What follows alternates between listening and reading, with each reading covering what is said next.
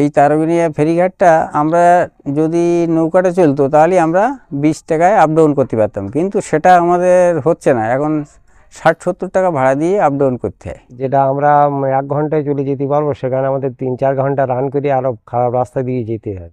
কারোর কাছে সময় মানে কাঁটা চামচের খটখট শব্দ, কারোর কাছে সময় মানে প্রতিদিনের জীবন জীবিকা। কিন্তু উত্তর 24 পরগনার বাদুড়িয়া ব্লকের হাজার হাজার মানুষের কাছে সময় মানে এই একটি নদী, আর এই নদীর উপর ভর করে থাকা একটিমাত্র ফেরিঘাট। এই ফেরিঘাট তারাগুনিয়া থেকে ফতুল্লাপুর পর্যন্ত বিস্তৃত। আজ নীরব, আজ পরিত্যক্ত, কিন্তু একদিন এই ঘাট দিয়েই চলতো মানুষের জীবন। আমি গ্রাম থেকে ওই সবজি তুলি, কিছু চাষির কাছ থেকে মাল নিয়ে এ হাট ও হাট করি, আমরা বেচাকেনা করি। এবং ছোটোখাটো হাটগুলো ওই 6টা-7টা হাট করি। খোলা পাতায় নিয়ে যেতে পারতাম, সবজিগুলো পাইকারি দিয়ে আসতাম। কিছু মাল ওখান থেকে কিনে নিয়ে আসলে আমাদের আবার লাভ হতো এই ছোটো হাটে বেচলি। এটাই সুবিধা আমাদের। ওপারে গেলে একটু দাম বেশি পাই, 10 টাকার মাল ওখানে গেলে 14 টাকা পাই, কিন্তু এখানে উপায় নেই, কাটিয়ে আমাদের রেট কম থাকে। এই ঘাট প্রথমে তৈরি হয়েছিল গ্রামের সাধারণ মানুষের পরিশ্রম আর উদ্যোগে। পরবর্তীতে 2020 সালের পশ্চিমবঙ্গ সরকারের পরিবহন দপ্তরের উদ্যোগে নতুন করে সংস্কার করা হয়। নতুন ঘাট, নতুন আশা, কিন্তু সেই আশার আয়ু ছিল খুবই ছোট। মাত্র 8 মাস পর থেকেই নদীর বুকে জমতে শুরু করে পলি। ফেরি ধীরে ধীরে কমে আসে, আর একসময় পুরোপুরি বন্ধ হয়ে যায় চলাচল। নদী থেমে আছে, আর তার সাথে আটকে আছে মানুষের জীবন।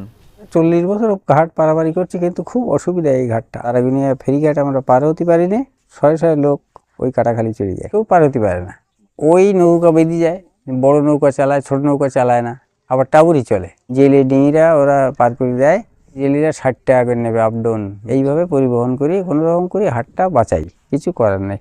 তো দেখা যাচ্ছে 200 লাভ হলে 60-80 টাকা এমনি ঘাটে দিয়ে আসতে হবে। বহু জনগণ যেতে পারে না, আমরা যাই বলি, ব্যবসা করি বলি যাই, মানুষ ঠিকভাবে পার হতে পারে না, সেই সুবিধাটা থেকে বঞ্চিত আমরা। নদীর এক পারে রয়েছে বাজিতপুর গ্রাম পঞ্চায়েতের বাজিতপুর, ফতুল্লাপুর, সরফরাজপুর, ভোজপাড়া ও বাটুলডাঙ্গা, আর অন্য পারে রয়েছে তারাগুনিয়া, শ্রীরামপুর, কাজীর দোকান এবং খোলাপাতা যাওয়ার সংক্ষিপ্ত পথ।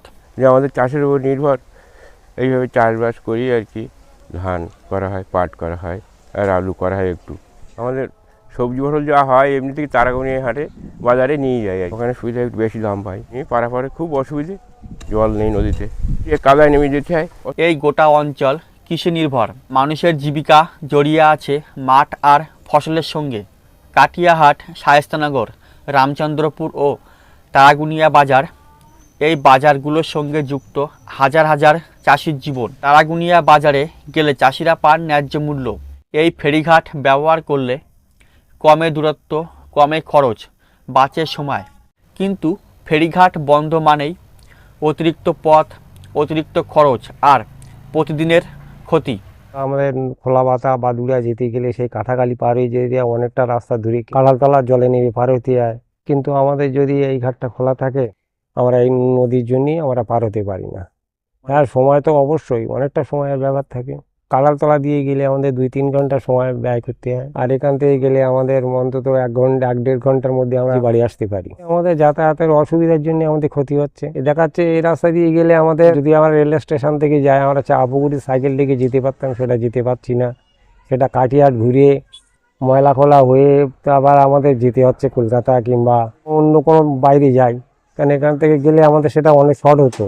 দেখাচ্ছে সবার তো গাড়ি নেই, এখান থেকে নদী পারে বাসে গিয়ে তারা বসিরহাটে গেল কেউ, কিন্তু এই রাস্তা দিয়ে গেলে এখান থেকে যেতে হবে, অনেকটা অসুবিধে হয়ে যাচ্ছে। এই ঘাটটা খোলা থাকলে তখন মানুষ একটা বাসে চলে যেতে পারতো বসিরহাটে। 4 বছর মতন বন্ধ হয়ে আছে, এই গুণ লাগলে যা পার হওয়া যায়, তাছাড়া আর পার হওয়া যায় না। এই এলাকার মানুষের নিকটবর্তী বড় হাসপাতাল হলো বাদুড়িয়া। জরুরি অসুস্থতার সময় এই ফেরিঘাটই ছিল সবচেয়ে দ্রুত পথ। এই ফেরিঘাট কেবল নৌকা পারাপারের জায়গা নয়, এটা ছিল কৃষক, ছাত্র, রুগী, শ্রমজীবী সব মানুষের একসাথে বাঁচার রাস্তা।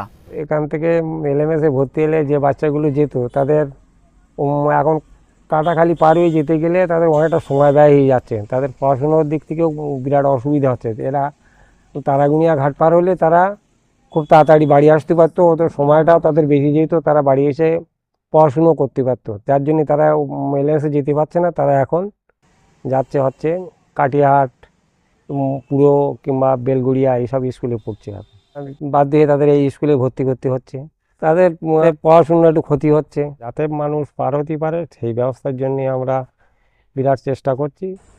কাজের প্রয়োজনে আমিও সময় বাঁচাতে এই ফেরিঘাট ব্যবহার করতাম। আজ ফেরিঘাট বন্ধ, আর সেই সমস্যার ভোগান্তি আমিও প্রতিদিন অনুভব করছি। এই অবস্থার পরিবর্তন চাই, তাই স্থানীয় মানুষদের নিয়ে আমরা মিটিংয়ে বসি। জেলা শাসকের কাছে লিখিত আবেদন করা হয় এবং সেই আবেদন ইমেলের মাধ্যমে পাঠানো হয়। এই ঘাটটা চালু হলে আমাদের সুবিধা হয় যাতায়াতের। এত টাকা খরচা করলো সরকার, কোটি কোটি টাকা খরচা করে ঘাটটা অবৈধ পড়ে আছে। ঘাটটা ভালোভাবে চালু হলে এই চাষি মানুষ কিছু সবজি নিয়ে ওপারে বেচাকেনা করতে পারতো। সুবিধা অসুবিধা একটু কম রেটে, খোলা পাতা রেট কম পাওয়া যায় জিনিসপত্র কিনতে গেলে, বাদুড়িয়া খোলা পাতা, তাদের সাধারণ মানুষের সুবিধা। আজ এই ভিডিও এটা এক আবেদন, এটা এক আশা। নদী থেমে থাকলেও মানুষের জীবন থেমে থাকতে পারে না। সময় বাঁচাতে, জীবিকা বাঁচাতে, মানুষের অধিকার বাঁচাতে এই ফেরিঘাট আবার চালু হওয়াই একমাত্র পথ।